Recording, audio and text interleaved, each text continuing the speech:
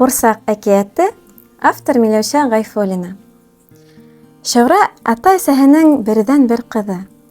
Уның тыуған көнөнә бер нисә көн ҡалғас, атаһы: «Балаҡайым, һиңә ниндәй бүләк бирәйек икән?» тип һораны. «Һөйләшә лә атлай ҙа белгән ҙур ҡурсаҡ».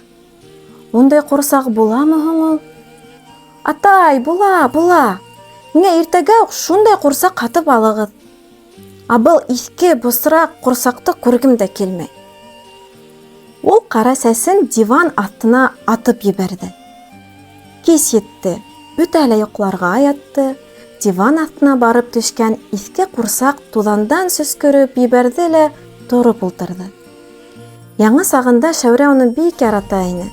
Тик бер ваҡытта ла йыуындырманы, сәстәрен тараманы, яңы күлдәктәр текмәне. «Юҡ», тине ҡара сәс ҡатҡы итеп, «был әрпеш ҡыҙ менән башҡа йәшәй алмайым». Ул балконға сыҡты. Шунда ултырған Мыяубикә: «Бәй, ҡараҡай, ҡайҙа киттең былай төнгө ҡаршы?» тине. «Китәм», тип ҡара сәс илап ебәрҙе. «Илама, мин дә китергә уйлап йөрөйөм.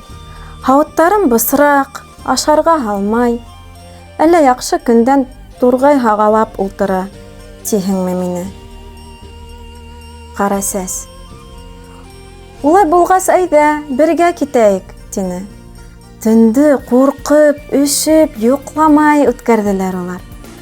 Таң һыҙыла башлағас ҡына бер-береһенә һыйынып, йылынып йоҡлап киттеләр.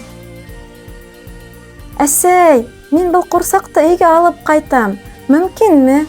тип һөйләшкән тауышҡа уянып китте ҡасҡалаҡтар. «Ҡыҙым, кеше ҡурсағын алырға ярамай».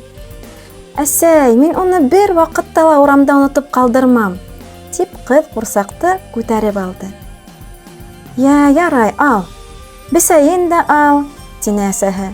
«Тик хужаһы эҙләп килһә, кире бирерһең, йәме?» Өйгә алып ҡайтып, йыуындырғас, ҡурсаҡ яңынан матурайып китте. Ҡыҙ бик ҡыуанды.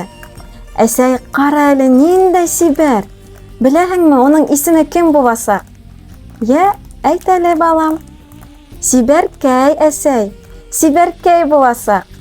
«Бик матур исем». Ҡурсаҡты эҙләп килеүсе булманы.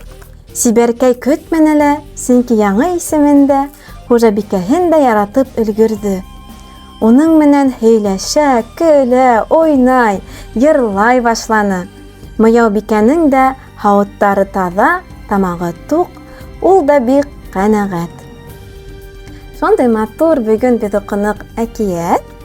Һәм һеҙгә һорау, минең бәләкәй дуҫтарым, һеҙ уйынсыҡтарығыҙҙы яратып ҡарайһығыҙмы? Уларҙы һаҡлап йөрөйһөгөҙмө?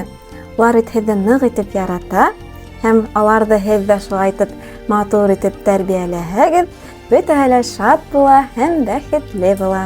Киләсәккә осрашыуға тиклем.